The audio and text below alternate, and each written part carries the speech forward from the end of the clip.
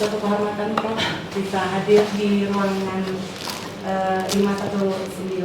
Kemudian terima kasih juga atas kehadirannya Pak Dr. Faisal.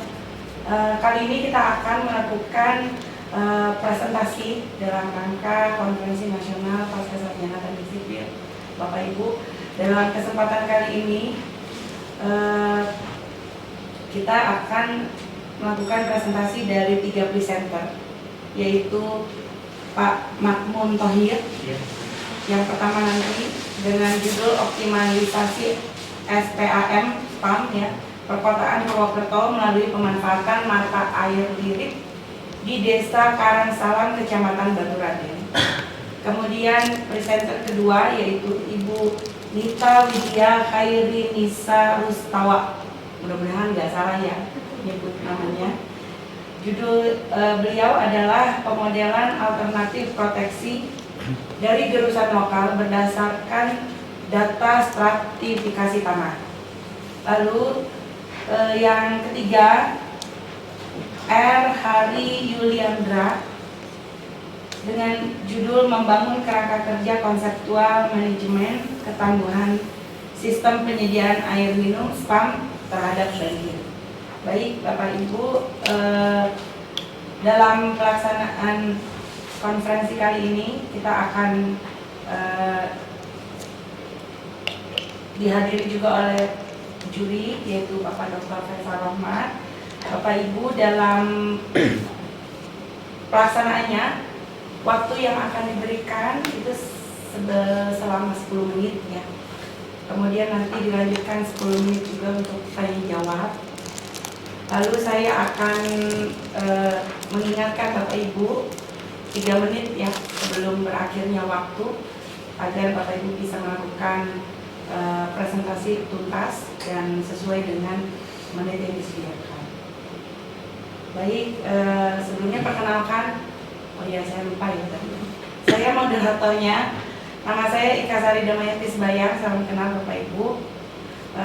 Saya di sini selaku moderator yang nanti akan mengantarkan Bapak Ibu, membuka juga, mempersilakan waktu untuk presentasi serta menjembatani untuk sesi tanya jawab.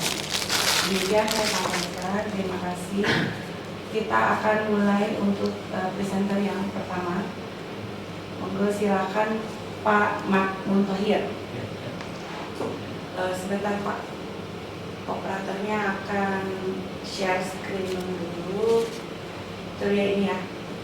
Ya, nanti akan dibantu oleh operator Pak ya untuk mengoperasikan bahan presentasi. Silakan Pak Makmun. Terima kasih atas waktunya yang mengundang kami. Saya Makmun Thohir. Ini ya semati yang di dalam pameran konferensi nasional ini, saya dari Makmun Thohir untuk judul optimalisasi SPAM perkotaan Purwokerto melalui pemanfaatan mata air lirik di Desa Karangsalam, Kecamatan Baturaden. Latar belakang yang membelakangi dari penelitian saya ini itu dari target SDGs yang klausul 6 tentang akses air minum aman 20% pada tahun 2030, dan pada sedangkan kondisi pada akhir tahun 2020 sendiri di catatan pelayanan di PDAM Peta Satria Kabupaten Banyumas sendiri baru 19,7% dari total cakupan wilayah administrasinya.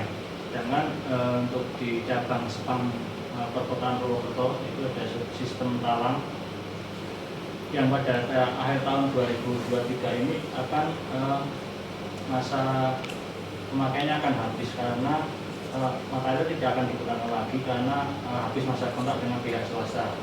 Jadi terus dari pihak PDAM ada upaya dalam meningkatkan pelayanan SPAM, maka dilakukan untuk pergantian mata air tersebut untuk melayani SPAM existing di SPAM Perkotaan Purwokerto subsistem talang. Adapun dari tujuan penelitian saya ini itu untuk menganalisis dampak yang terjadi terhadap kondisi sistem existing akibat dari pengurangan debit air baku yaitu dari mata air talang yang akan habis di tahun 2023, dan menganalisis dampak yang terjadi terhadap kondisi existing akibat pergantian sumber baru dari sumber mata air talang diganti dengan mata air lirik. Nah, selanjutnya untuk menganalisis seberapa jauh pengaruh dari debit mata air lirik ini diproyeksikan beberapa tahun ke depan mampu melayani sampai beberapa tahun ke depan. Selanjutnya dari metode penelitian sendiri yang saya lakukan yaitu pertama ada untuk metode yang digunakan metode deskriptif dan evaluatif dengan melakukan pengamatan langsung di lapangan tentang masalah yang ada. Pertama dengan melakukan pengumpulan data sekunder dan data primer. Data primer melakukan pengukuran debit secara langsung di mata air lirik, mata air talang, dan sumber dalam atau usaha yang digunakan di sistem Purwokerto. Akhirnya mengumpulkan data-data jaringan perpipakan dari mata air existing sampai ke jaringan layanan itu sambungan rumah.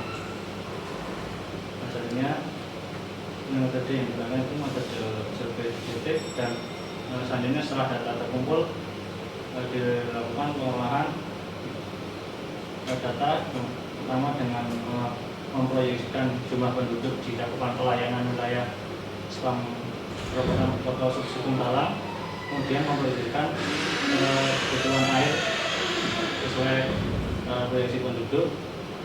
Selanjutnya dilakukan simulasi menggunakan program EPANET versi 2002. Adapun untuk hasil analisisnya dari simulasi EPANET dengan utama proyeksi penduduk kebutuhan air, untuk kondisi existing Spam Purwokerto sendiri menggunakan dua sumber, yaitu sumber mata air talang dan sumber dalam tanda pusat. Kapasitas sendiri pelayanan yang existing ada sekitar 2.100 pelayanan existing.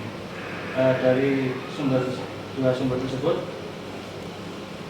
kondisi pelayanan masih belum bisa melayani secara kontinu 24 jam di saat kondisi yang rendah, dan banyak terjadi tekanan negatif di ujung-ujung pelayanan. Sedangkan untuk analisis di setelah pergantian debit mata air talang dengan mata air lirik, kondisi sistem mampu melayani secara 24 jam di saat kondisi yang puncak, dan tekanan-tekanan di ujung pelayanan relatif aman. Next. Untuk kesimpulan, akibat dari pengurangan mata air talang, sistem tidak mampu melayani pelayanan selama 24 jam dan terjadi tekanan negatif pada ujung pelayanan. Setelah akibat dari pergantian mata air talang dengan mata air lirik, sistem mampu melayani secara selama 24 jam dan tekanan relatif aman. Sedangkan untuk pengaruh mata air sendiri, dari debit yang ada 30 detik itu mampu melayani diproyeksikan sampai tahun di 2024.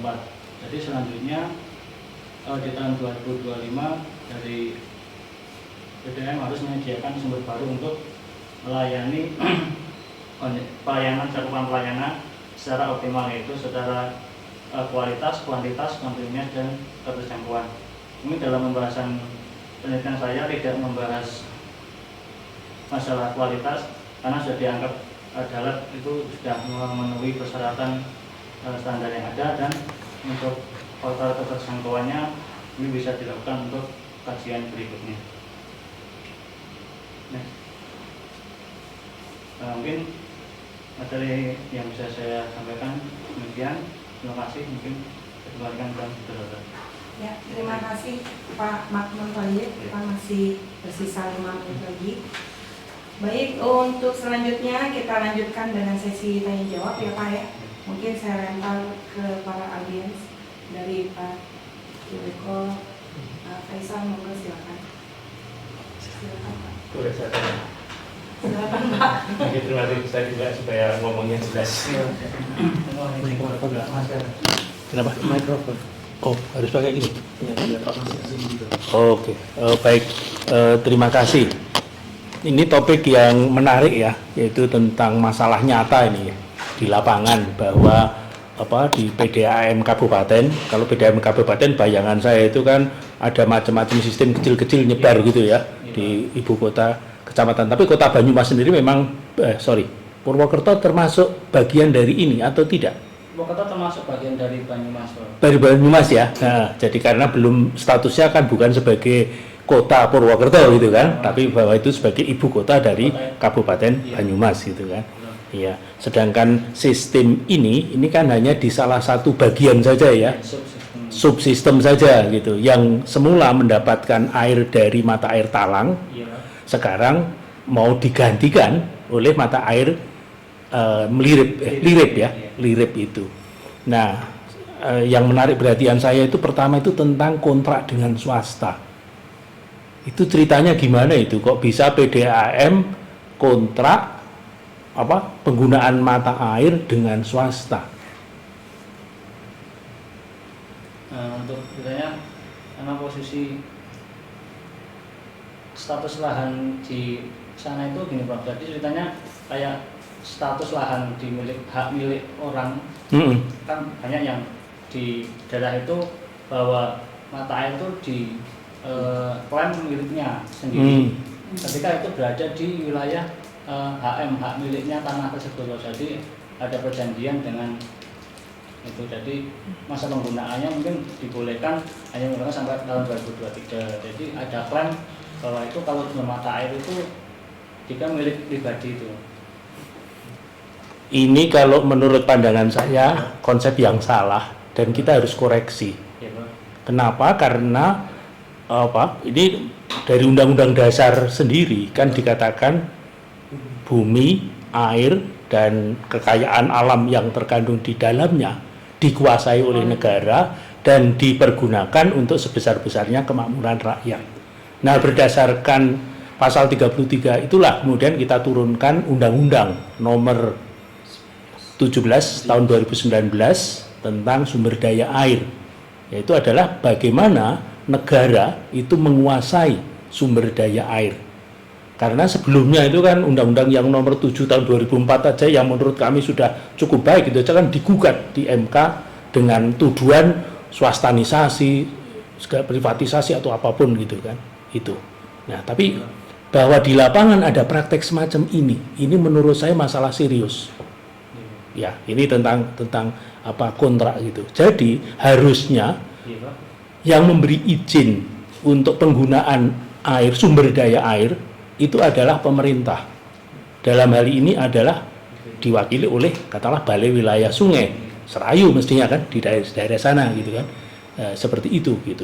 Bagaimana izin diberikan tentu saja harus didasarkan pada kapasitas yang ada. Begitu. Jadi harusnya izin diberikan oleh, apalagi untuk kepentingan publik, untuk kepentingan air minum, tentu saja itu harus. Sedangkan industri saja yang mau misalnya andai kata mata air itu digunakan sebagai air kemasan seperti ini, itu pun juga harus dapat izin begitu. Ya, jadi itu.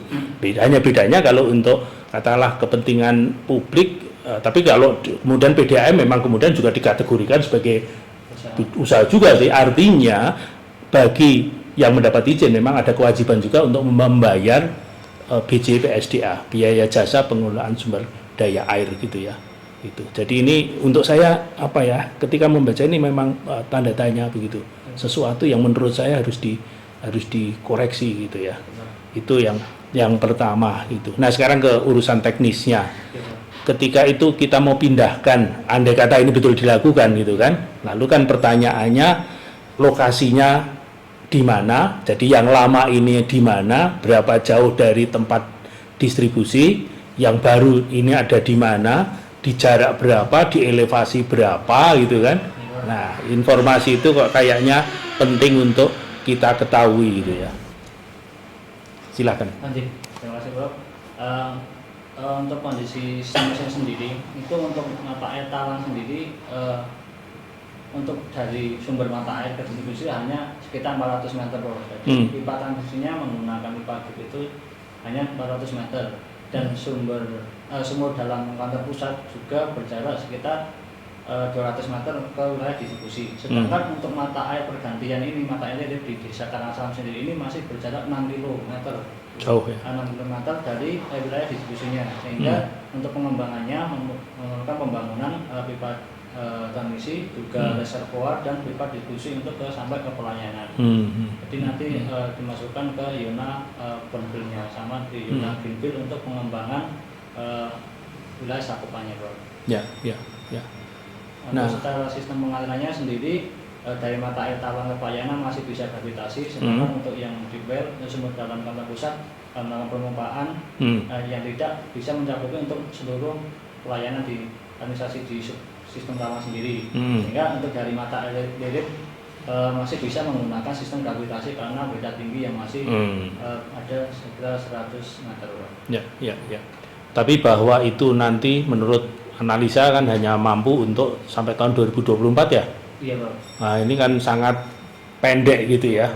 Ya artinya ya mulai sekarang ya kita harus sudah berpikir tentang alternatif lain. Atau kalau tidak, masalah dengan mata air yang lama ini yang kita selesaikan. Jadi saya kira bidang hukum itu yang harus bekerja kalau bukan bidang teknis ya. Saya kira itu aja sedikit komentar dari saya. Terima kasih. Terima kasih. Mungkin dari Pak Faisal. Ya baik, singkat saja sebenarnya mungkin bukan pertanyaan, lebih ke usulan ya mungkin. Mungkin ini menarik dan bisa dikaji lebih jauh ya Pak Prof ya mengenai legalitas dan lain-lainnya gitu ya. Karena kalau yang seperti itu kalau di Colorado itu legal ya Pak. Karena air itu kan merupakan properti private, ya betul kan. Tapi kalau di Indonesia itu ilegal sebenarnya. Itu satu. Yang kedua mungkin soal visualisasi orientasi lokasi ya di slide itu sebenarnya akan sangat membantu gitu. Saya mungkin nggak tahu Banyumas di mana, bahkan saya nggak tahu, mohon maaf ya gitu ya. Saya tahu itu di sebelah sana gitu ya. Tapi di sebelah mananya itu mungkin akan sangat membantu orang yang belum familiar. Jadi mungkin ini masukkan aja, itu akan orientasi lokasi gitu ya. Ini Banyumas, ini Purwokerto, ini subsistem mana, itu sebenarnya akan sangat membantu sekali. Itu saja barangkali, terima kasih. Tapi overall menurut saya ini topik yang menarik Pak. Terima kasih. Ini sama mungkin menambahkan informasi juga Prof. Ketika saya di mungkin nggak sepam perkotaan ya, tapi sepam perdesaan aja Prof ya. Mata air itu banyak mereka tuh menganggap PAN itu milik sendiri, jadi kadang mereka itu seharusnya bid yang ada itu mencukupi misalkan satu desa, tapi mereka mengambil hanya buat kelompok aja, kelompok yang berkelompok sama yang punya lahan itu. Jadi warga yang lain itu tidak bisa menikmati sumber yang ada, sedangkan sumber yang ada itu ketika diproyeksikan dan dipergunakan untuk masyarakat seluruhnya satu desa pun itu cukup. Kadang ada kendala-kendala kayak gitu yang masih banyak klaim-klaim sumber mata air milik pribadi, sedangkan ya ini kalau mata air itu milik negara ya. Betul. Itu artinya kan pemahaman kita rakyat kebanyakan ya terhadap status dari sumber daya air ini ya, ini masih salah gitu ya. Ini yang harus dikoreksi gitu. Saya kira ini perlu kita berikan umpan balik, masukan ke kementerian ya untuk bagaimana ke depan itu memberikan pemahaman, karena pelayanan air bersih ya itu kan masih sangat terbatas kan ya. Jadi jangan sampai kita sebetulnya punya mata air ya. Di desa itu ada mata air dekat, tetapi rakyat kekeringan, nggak bisa untuk pemenuhan kebutuhan dasarnya saja nggak terpenuhi gitu. Padahal sebetulnya ada air gitu. Itu kan yang aneh sebetulnya. Nah kalau pemahamannya adalah air menjadi bagian dari kepemilikan lahan, itu yang terjadi sekarang. Oleh karena itu ini yang harus kita koreksi gitu. Ya, terima kasih informasinya. Terima kasih Prof. Baik, terima kasih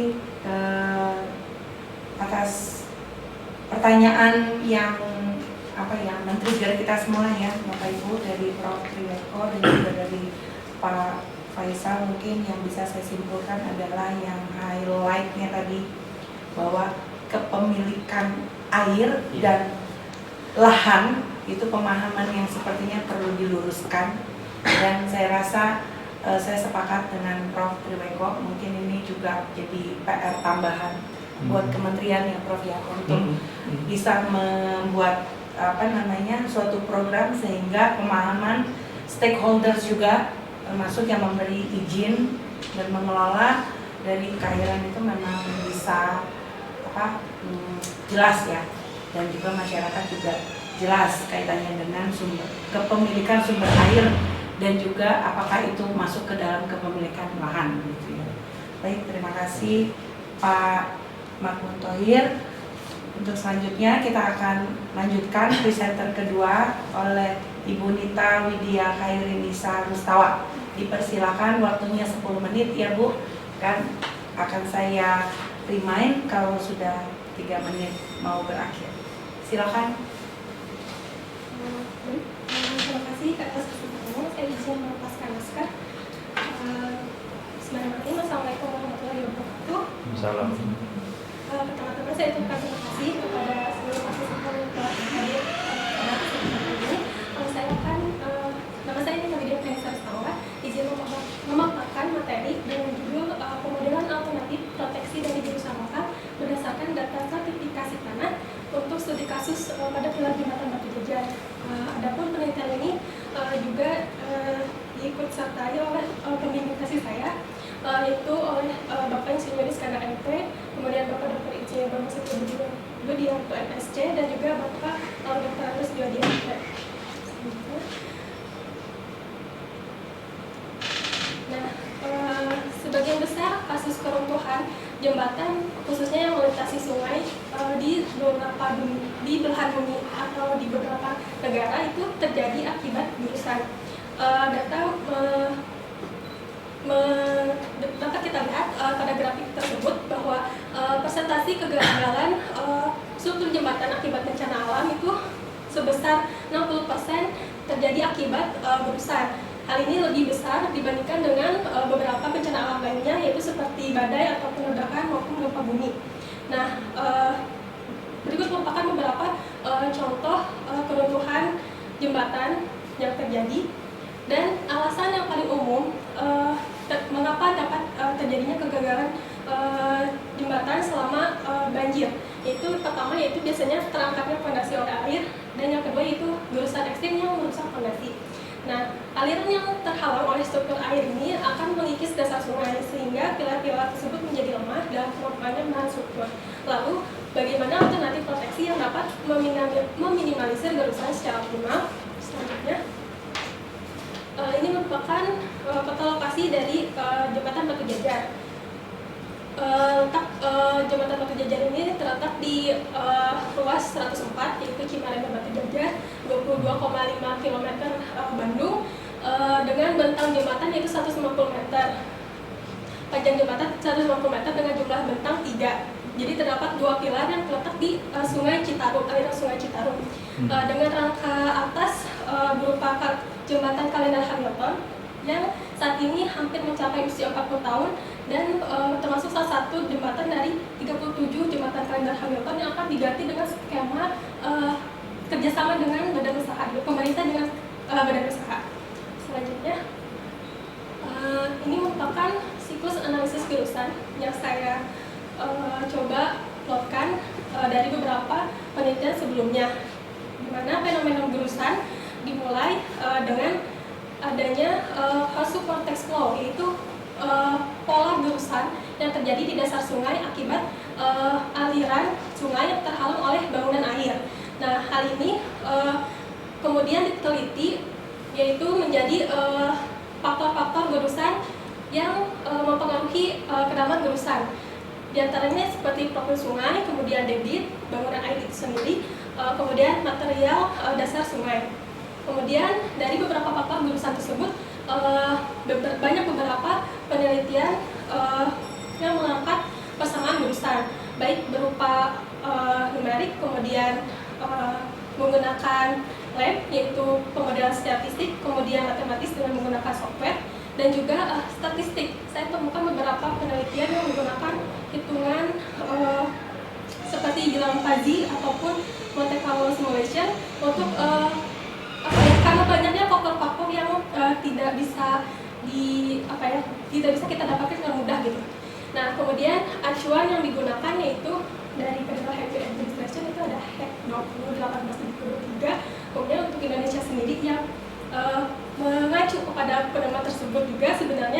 itu ada pedoman manual pemeriksaan kondisi sungai di tahun 2021, kemudian mengenai analisis gerusan pada tahun 2013, dan juga tentang penanganannya sendiri itu masih menggunakan tahun 2004. Nah, kemudian ini merupakan beberapa metode yang sebenarnya tidak ada di metode acuan, seperti di SNI itu tidak menggunakan rumus ini. Ini merupakan rumus yang digunakan dalam aplikasi ECRAS. Itu yang pertama ada metode PROI dan juga ada metode CSU. Kemudian harapannya dari perkembangan persamaan gerusan dengan dilakukannya metode acuan tersebut yaitu untuk memperoleh proteksi gerusan. Di antaranya yang biasa diterapkan yaitu bronjong, krip, refleks, blok beton terkunci, dan juga bendung. Kemudian protektif tersebut dilakukan studi kasus di lapangan. Hal ini dapat diterapkan pada perencanaan, evaluasi, dan atau perbaikan penggunaan air. Selanjutnya, nah ini merupakan pedoman yang digunakan yang setelah saya sebutkan sebelumnya. Ada 3 inti. Kemudian selanjutnya, ya, nah ini adalah salah satu hal yang saya garis bawahi, di mana terdapat tabel diameter minimal material dasar sungai yang dapat tergerus yaitu sebesar 3 cm. Nah, hal inilah yang menjadikan dasar kenapa penelitian ini diangkat, yaitu berdasarkan data stratifikasi tanah yang diharapkan nanti proteksinya itu diharapkan dengan menggunakan material yang di atas 3 cm untuk menghindari terjadinya gerusan. Selanjutnya, nah ini merupakan metode penelitian yang dilakukan dengan menggunakan pemodelan matematis menggunakan aplikasi ECRAS. Yang pertama yaitu langkahnya melakukan pemodelan geometri sungai, kemudian pemodelan jembatan, pemodelan aliran, kemudian melakukan pemodelan gerusan untuk memperoleh kedalaman gerusan, dan terakhir dilakukan modifikasi dengan alternatif proteksi pada pilar. Selanjutnya, ini merupakan detail dari pemaparan sebelumnya, di mana data yang digunakan yaitu peta DEM, untuk juga dilakukan survei topografi dan sehingga diperoleh peta kontur untuk melakukan pemodelan geometri. Kemudian kami juga melakukan uji geologistik, kemudian menggunakan peta geologi teknik dan data stratifikasi tanah. Maaf, tulisannya tidak terbaca. Kemudian selanjutnya, nah ini merupakan data debit untuk pemodelan aliran sungai, di mana pada lokasi tinjauan yaitu jembatan Batu Jajah terdiri atas aliran air sungai Citarum yang berasal dari Subdas Citarum Hulu dan juga ada Subdas Cimahi, jadi gabungan. Jadi nanti di analisisnya itu merupakan menggunakan debit yang dijumlahkan dari Das Citarum Hulu dan juga ditambahkan dengan Subdas Cimahi. Kemudian untuk di sebelahnya itu ada data jembatan, kami menggunakan SBIRT dari P2JN untuk pemodelan jembatan. Selanjutnya, nah ini merupakan data kurva gradasi, di mana kami melakukan pengambilan sampel sedimen dan kami melakukan plot dari stratifikasi tanah pada gambar tersebut, sehingga dapat kita lihat bahwa di bawah pilar jembatan Batu Jajar itu terdapat 4 lapisan tanah yang berbeda yang mungkin dapat tergerus dan oleh aliran sungai Citarum secara terus-menerus. Selanjutnya, ini merupakan beberapa dokumentasi dalam melakukan pemodelan kedalaman gerusan dengan menggunakan aplikasi ECRAS. Selanjutnya, nah ini merupakan hasil dari hasil kedalaman pemodelan dengan menggunakan data debit 100 tahunan, yaitu diperoleh kedalaman total gerusan mencapai 9,22 meter. Tentu saja di lapangan tidak kita alhamdulillahnya kita tidak mengalami hal tersebut. Kenapa? Karena sekali lagi kita menggunakan data sertifikasi tanah untuk mengetahui kemungkinan debit maksimum yang dapat tercapai dengan aliran sungai Citarum tersebut. Selanjutnya, nah karena tabel tadi telah menunjukkan bahwa kecepatan aliran dapat melakukan penggerusan itu dengan diameter ukuran butiran 3, sehingga kami menggunakan pemodelan dengan menggunakan ukuran di atas diameter 3 cm dan diperoleh penurunan kedalaman gerusan yaitu mencapai 1,69 meter. Selanjutnya, nah ini merupakan beberapa hasil pemodelan dengan menggunakan variasi debit, yaitu dengan skala ulang 2 tahun, kemudian 5 tahun, sampai 1 tahun selanjutnya. Nah, ini merupakan faktor-faktor yang tadi ada di persamaan CSU maupun proli. Nah, ada ukuran butiran, kemudian bentuk pilar, lebar pilar, debit. Dan berdasarkan hasil penelitian, hasil simulasi yang dilakukan, diperoleh bahwa kedalaman gerusan menggunakan metode CSU itu lebih kecil dibandingkan metode proli. Adapun yang kita gunakan tadi merupakan diameter, yang kita bahas kan menggunakan diameter ukuran butiran tanah ya.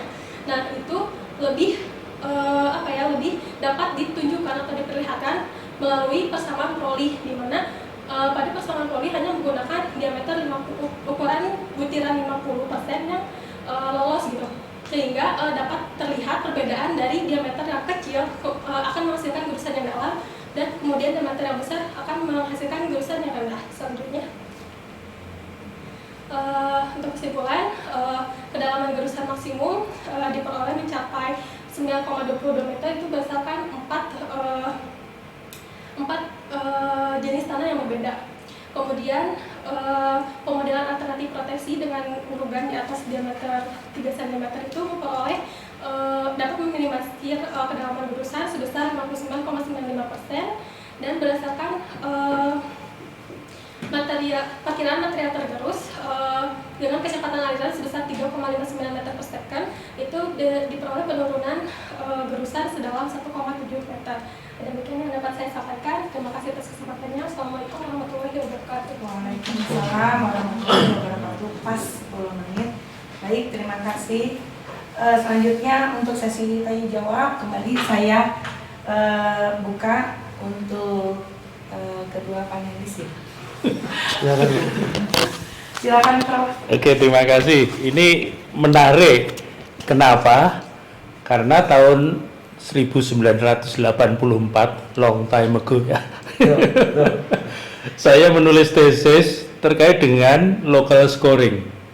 Jadi local scoring around bridge speed with angle of attack, itu judulnya gitu. Jadi dengan di AIT Bangkok ya.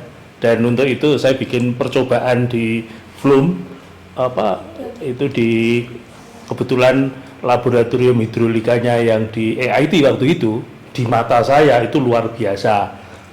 Lebarnya 60 cm atau 60 cm kalau salah, tingginya 90 cm, panjangnya 60 meter gitu.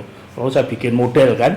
Nah, modelnya betul dengan ada bentuk yang berbeda, ya, ukuran yang berbeda gitu kan. Ya, cuman perhatian saya waktu itu masalah sudut datang. Sudut datangnya mau 0 derajat, 15 derajat, 10 derajat, sampai berapa saya lupa. Tapi dari situ dapat grafik-grafik gitu kan. Ya, menarik tentang masalah ini. Tapi ini tentu aja udah jauh lebih canggih ya dari apa yang saya lakukan gitu. Ya, jadi ini sudah dengan pemodelan tadi. Nah, pertanyaan saya, ini kan kasus di dekat sini ya, saya bisa membayangkan jembatan Cililin itu kan, terkenalnya gitu. Karena dari atas jembatan itu kan kalau kita ngelihat ke hilir gitu, ngelihat tumpukan sampah, ngelihat sampan pada memungut plastik itu kan, nah itu dia, begitu ya. Nah, jadi pertanyaan saya, itu kan arah anunya pilarnya sendiri, itu kan tegak saja ya, tegak terhadap arah jembatan ya, sumbu jembatan gitu kan, tegak, dan itu saya kira memang juga searah dengan sungai gitu kan. Nah, di dalam pemodelan itu apakah memang dibuat hanya alternatifnya seperti itu, jadi alirannya pun juga satu arah gitu ya, 0 derajat berarti kan sudut pandang datangnya tadi, ataukah ada kemungkinan siapa tahu alirannya pada tipe tertentu itu belok ke sana, belok ke sini misalnya, itu satu hal ya. Kemudian yang kedua tadi yang jadi perhatian ini kan masalah lapisan dasar ya. Nah, saya agak kurang begitu menangkap tadi lapisan dasarnya itu karakternya gimana itu dari atas ke bawah, nanti mungkin bisa diperlihatkan gitu ya. Untuk lapisan itu, karakter lapisan menarik perhatian saya, kemungkinan ya ini masalah distribusi sedimen satu hal ya, tapi juga masalah kepadatan dari sedimen itu gitu kan. Nah, kalau itu pasir lepas dengan sendirinya mudah sekali tergerus gitu kan, tapi ketika itu ada suatu kepadatan tertentu, nah apakah pemodelan yang kita lakukan itu memperhatikan masalah itu atau tidak begitu. Mungkin itu aja dulu. Terima kasih. Silakan langsung ditanggapi. Baik, sudah langsung dijawab Profesor. Baik, untuk yang pertama tadi mengenai sudut arah datang aliran. Untuk pemodelan ini saya memang menggunakan sudut arah datang aliran sesuai dengan kondisi di lapangan, yaitu 0 derajat. Namun sebenarnya beberapa kali saya melakukan survei lapangan, saya menemukan bahwa aliran yang kami plotkan di pemodelan itu sepertinya terdapat backwater gitu, Prof. Oh, backwater. Iya, Oke. jadi malah di pilar itu terjadi aliran yang bolak-balik gitu Ya, ya. pada kondisi lapangan aslinya gitu. Ya. Namun itu belum dimodelkan. Mungkin untuk penelitian selanjutnya bisa digunakan kondisi seperti itu. Namun saya juga masih belum mengetahui bagaimana cara memodelkannya untuk backwater tersebut. Kemudian untuk selain sudut arah datang aliran, tadi terdapat boleh dilihatkan gambar yang ada statik yang agak besarnya aja. Nah, ini boleh. Nah, ini kan ada 4 lapisan ya. Untuk lapisan atas itu ada sedimen, kemudian ada lempung tupaan, ada pasir tupaan, ada lempung lagi, dan pasir lagi. Nah, itu dari 4 jenis, yaitu kita klasifikasikan menjadi sedimen MH, SM, CL, itu yang terakhir clay. Itu memiliki kalau di mekanika tanah itu memiliki jenis yang berbeda ya, Prof. Tentunya untuk kepadatan, kemudian ukuran butirannya sendiri juga berbeda. Kemudian untuk di pemodelan menggunakan keras ini, kami baru mengaplikasikan dari perbedaan ukuran butiran dari setiap jenis lapisan tanah. Dan juga kami menggunakan variasi dari bentuk pilar yang kami modelkan berdasarkan data sertifikasi tanah tersebut.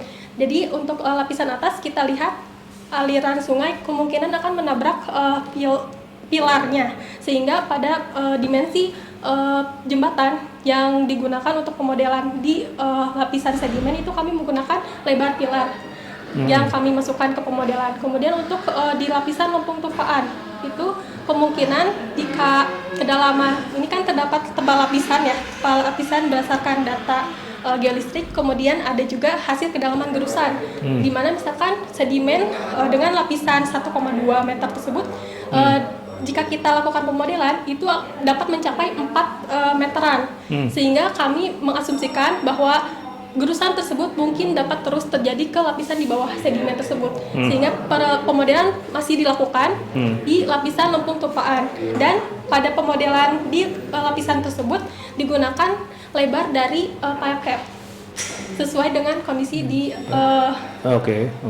kondisi di lapangannya seperti itu. Kemudian untuk di pasir tupaan, karena masih lagi-lagi masih di ketebalan 2,6 itu hasil pemodelan itu mencapai 8-10 meter, sehingga kemungkinan gerusan masih berlanjut ke bawah itu kami lakukan lagi pemodelan di pasir tupaan dengan bentuk dari jembatannya itu berupa pile group seperti itu. Itu memiliki koefisien yang berbeda. Seperti sudut datang aliran kan memiliki koefisien yang berbeda. Dan untuk bentuk dari variasi bentuk dari jembatan juga, dari pilar jembatan itu juga memiliki koefisien dan dengan nilai yang berbeda gitu. Nah itu. Jadi dengan memodelkan dengan adanya data ini untuk memperoleh dengan total 9,2 meter ini itu cukup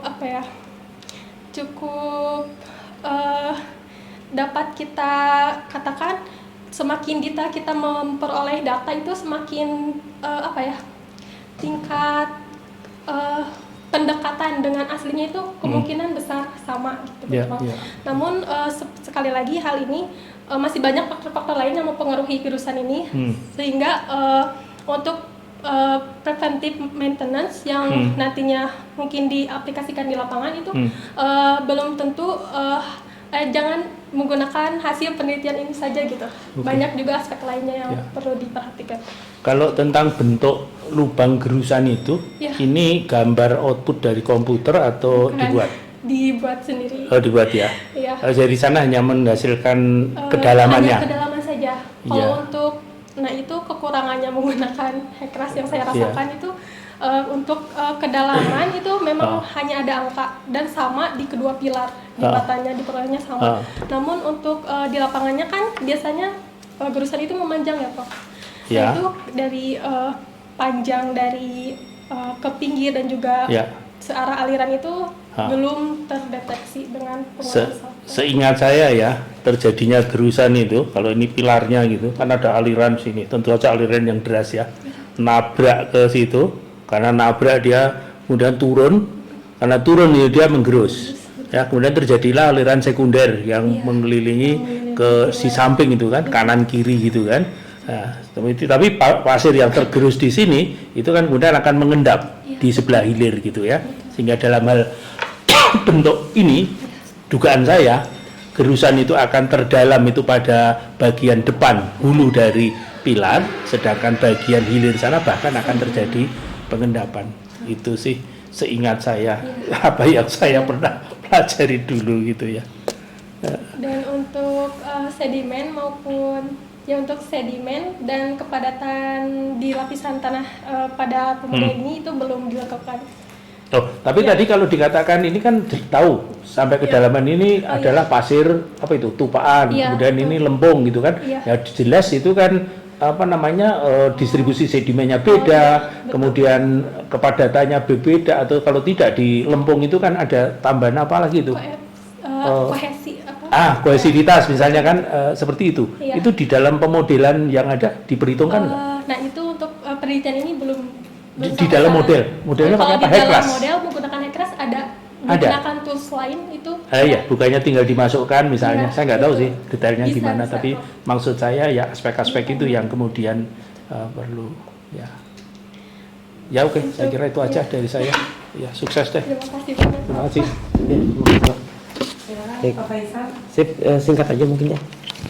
Pertama mungkin masukan juga buat slide-nya, mungkin kalau di depan bagus juga kalau misalnya ada ini ya. Tadi orientasi kan sudah ada ya, orientasi lapangan sudah ada. Tapi institusi juga perlu tuh. Oh iya. Ya, gitu mungkin. Itu masukan aja gitu untuk ke depannya gitu. Nah, paling soal teknisnya saya mau tanya Ki 100-nya di berapa ya? Mohon maaf, boleh lihat kesimpulan. Puncak. Puncaknya itu mencapai 800 ya? 798. Ya, 800 kurang. Masih make sense. Oke, tapi lumayan juga ya.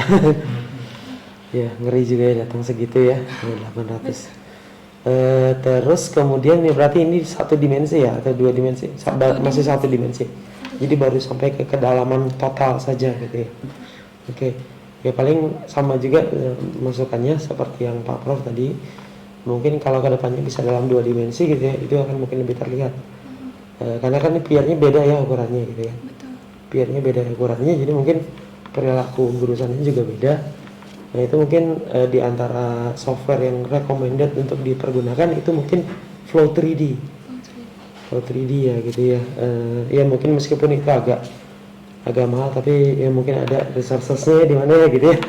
Saya nggak tahu gitu ya. Kalau kampus-kampus biasanya ada gitu ya. Kampus-kampus biasanya ada lisensinya. Tapi di luar itu ya enggak. Itu sih kurang lebih menarik kalau misalnya nanti bisa keluar secara visual kan PR-nya beda, itu kayaknya agak nggak mungkin kalau sama ya Pak ya. Kedalamannya mungkin bentukannya beda, tumpukan sedimen di belakangnya beda, nanti efeknya kestabilan strukturnya juga beda. Iya betul, itu tadi karena ada dua pilar ya. Betul. Yang satu posisinya di sini, satu posisinya di situ, kan kemungkinan juga kecepatan di titik itu berbeda juga. Lalu juga masalah tadi backwater tadi, tahu kenapa itu terjadi backwater? Kalau dilihat dari konturnya memang dia agak di posisi pilar jembatan itu merupakan cekungan, sehingga mungkin kalau misalkan debitnya sedang biasanya apa ya, ada perubahan aliran gitu Prof. Dan juga di situ memang banyak sampah juga betul, banyak sedimen juga dan airnya sudah sangat hitam.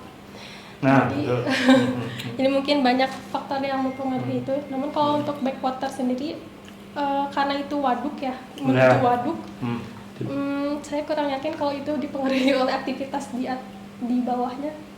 Saya Kalau justru begitu. menduga itu. Oh, dari sana. Saya justru menduga itu. Jadi pada akan Soal- air terakumulasi di dalam waduk Betul. sampai suatu elevasi tertentu, Terlalu ya. penuh. Jadi memang Kembali mungkin lagi. malah terjadi balik tadi. Betul. Ada efek angin juga mungkin dan lain-lain. Iya. Ini Pak soal CSU itu kampusnya Pak Prof. Profesor Waisal itu. Kampus saya juga. Jadi metode CSU itu dibuat sama itu. Saya dulu 1990. meneliti itu juga karena pembimbing saya, Iya. masternya dari CSU. Oh, Namanya Profesor San Ben Wang. Pembimbingnya di CSU namanya Profesor Sim Ben Sen. oh, Nah, karena saya nulis tesis tentang local scoring, saya lihat flume-nya CSU lebih canggih lagi, Lebih gede lagi. lebih besar lagi gitu kan. Di Hostut Reservoir itu Iya, kan, betul, di bawah itu. Tiga-tiga. Saya mau meneruskan itu maksudnya. Iya. Tapi begitu sampai sana Profesor Sim Ben Sen udah pindah ke mana itu ke California, Iya, ke California, Sudah UC Berkeley gitu ya.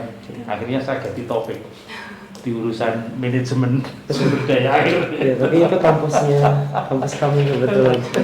Ya, anyway ya. Terima kasih. Terima kasih Pak Meko dan Pak Faisal. Ini sebenarnya jadwalnya makan siang isoma. Saya lemparkan dulu. Lanjut. Langsung aja Langsung selesai aja kita tinggal satu. beresin. Oke, Ah. nggak apa-apa ya Mbak ya. Oke, selanjutnya silakan kepada Mbak R. Hari Yuliandra. Dipersilakan waktu 10 menitnya. Assalamualaikum warahmatullahi wabarakatuh. Waalaikumsalam. Terima kasih atas waktunya kepada Bapak Ibu. Judul makalah saya membangun kerangka kerja konseptual manajemen ketangguhan sistem penyediaan air minum atau SPAM terhadap banjir. Jadi ini nantinya lebih kepada state of the art dan penelitian awal. Lanjut.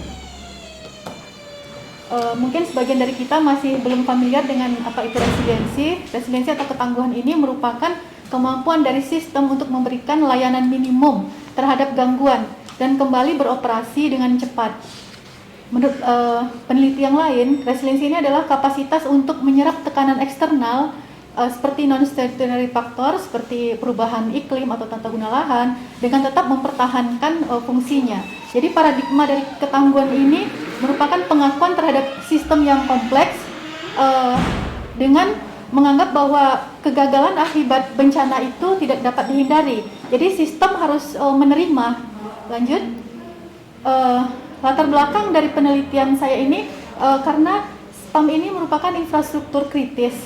Jadi infrastruktur kritis ini infrastruktur yang memang penting bagi hajat hidup kita. Ini bisa kita lihat ya di ya grup admin sosial berapa minggu yang lalu bahwa masyarakat di Kota Padang ini komplain karena bagian hulu dari PDAM itu mengalami gangguan akibat banjir dan ini mempengaruhi pelayanan. Jadi karena rendahnya kesiapsiagaan dan respon, maka pemulihan itu akan lama dan mahal. Nah, itu menurut Prus. Lanjut.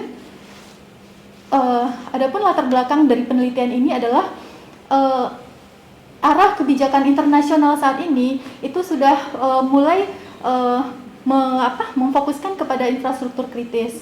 Nah, termasuk juga kita di Indonesia itu sudah mengadopsi SDGs ke dalam RPJMN yaitu 100% akses air minum layak pada sampai tahun 2024. Sedangkan untuk sistem ketangguhan sendiri itu ternyata di Indonesia sudah pernah dilaksanakan Forum Global Platform for Disaster Risk Reduction yang ketujuh itu di tahun 2002 ini di bulan Mei bertema dari resiko menuju ke resiliensi. Jadi ada pergeseran paradigma seperti yang tadi saya sampaikan bahwa bencana itu tidak dapat dihindari dan sistem itu harus tangguh. Nah, ketangguhan ini adalah kunci untuk meningkatkan keterjaminan akses air minum. Lanjut. Lalu apa masalahnya ketika kita mau melaksanakan konsep ketangguhan ini? Karena ini memang belum familiar ya untuk kita di Indonesia.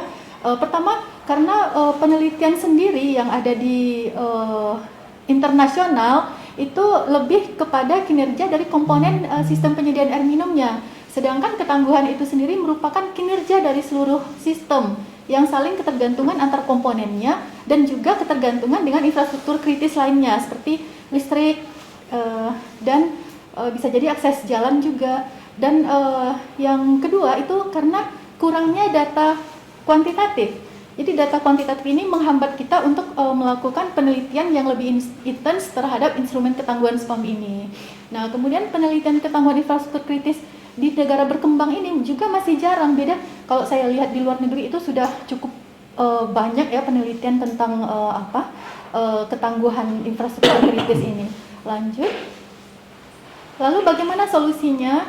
Nah, inilah yang akan saya jawab dalam penelitian saya saat ini. Maka saya akan melakukan membangun instrumen ketangguhan sistem penyediaan infrastruktur spam yang relevan untuk Indonesia.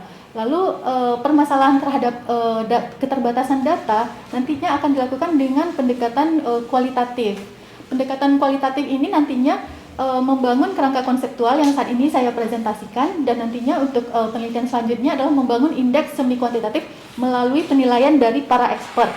Apa keuntungan dari penelitian kualitatif? Itu lebih fleksibel, kemudian lebih mudah untuk diimplementasikan, dan dapat diterapkan untuk data yang masih terbatas. Lanjut. Tadi kita sudah mengetahui apa itu kerangka konseptual. Sekarang apa itu pengertiannya? Jadi kerangka konseptual itu nantinya adalah konsep praktis yang akan kita terapkan dalam mengaplikasikan ketangguhan sistem seperti apa yang cocoknya, itu terbaiknya seperti apa, lalu karakteristik sistem itu akan seperti apa nantinya. Jadi akan dijelaskan dalam kerangka kerja konseptual ini. Nah, komponennya itu adalah dimensi, yaitu batasan dari sistem kita, lalu properti, aksi apa yang kita lakukan, indikator dan kapasitas ini. Dari properti itu nanti akan menghasilkan kapasitas sistem yang akan kita tingkatkan. Lanjut. Nah, ini usulan dari kerangka kerja ketangguhan yang saya bangun terhadap banjir. Yang pertama itu dimulai dengan mengidentifikasikan dulu sistem. Jadi sistem penyediaan air minum ini seperti apa. Nah, kemudian kita menetapkan target. Menetapkan target ini melalui definisi dari ketangguhan sistem spam terhadap banjir ini, lingkupnya seperti apa. Lalu kita melakukan analisis existing ketangguhan spam dengan membangun model, membangun instrumen. Nah, kemudian dari kita membangun instrumen itu, maka kita dapat meningkatkan manajemen ketangguhan. Jadi ada gap antara target dan existing. Nah, gap ini nantinya yang akan kita realisasikan dalam bentuk penerapan kebijakan. Dimensi yang akan diusulkan itu dimensi teknis, organisasi, lingkungan. Nah, ini berdasarkan dari beberapa jurnal yang sudah saya baca, jurnal baru-baru ini, yang menyatakan bahwa dimensi yang paling berpengaruh itu adalah 3 dimensi ini. Nah, manajemen ini nantinya akan melingkupi tahap preparedness, kesiapsiagaan pada saat sebelum bencana, kemudian emergency response pada saat terjadinya bencana, dan recovery setelah terjadinya bencana. Lanjut. Dari uraian tadi, ini penjelasan detailnya bahwa definisi sistem penyediaan air minum itu nantinya akan saya batasi lingkup penelitian itu di aspek pengelolaan spam pada periode air minum. Nah, definisi dari spam ini merujuk kepada PP 122 tahun 2015. Lanjut. Kemudian definisi dari ketangguhan sistem penyediaan air minum ini yang saya coba adopsi dari beberapa penelitian melalui metode analisis konsep, yaitu tindakan organisasi pengelola yang menghasilkan properti robustness, redundancy, rapidity, resourcefulness sehingga tercapai kapasitas absorptif untuk mengurangi probabilitas kegagalan pada tahap persiapan bencana, sebelum bencana, kemudian kapasitas adaptif untuk mengurangi konsekuensi dari kegagalan pada saat terjadi bencana itu sendiri, dan kapasitas restoratif pada saat recovery pasca bencana. Dan ini tertuang dalam siklus manajemen bencana yang berkelanjutan yang akan menghasilkan pelayanan sesuai dengan standar. Nah, karakteristiknya itu nantinya adalah mengurangi probabilitas kegagalan, kemudian konsekuensi dari kegagalan dan waktu pemulihan. Jadi akan dikurangi dengan meningkatkan ketangguhan sistem tersebut. Lanjut. Jadi analisis permasalahan existing ini nantinya kita dapatkan dari kita membangun instrumen ketangguhan terlebih dahulu. Nah, jadi nantinya analisis permasalahan ini perlu dikembangkan lebih lanjut Dan pada paradigma analisis ini adalah pengakuan bahwa sistem itu kompleks gitu. Dan seperti yang saya sebutkan juga tadi bahwa kegagalan itu tidak dapat dihindari. Lanjut. Analisis permasalahan existing ini bisa kita lihat nantinya akan kita bangun ini juga melalui pendekatan analisis konsep. Jadi kita akan mencari dulu apa permasalahan dari ketangguhan ini melalui identifikasi kerentanan. Kemudian kita akan mengambil dimensi apa yang cocok, properti apa, indikator dan kapasitas. Lanjut. Nah, dari sinilah seperti yang tadi saya sampaikan, kita akan dapat menerapkan prioritas pengambilan keputusan yang bertanggung jawab itu seperti apa gitu. Lanjut. Baik, dari kesimpulan yang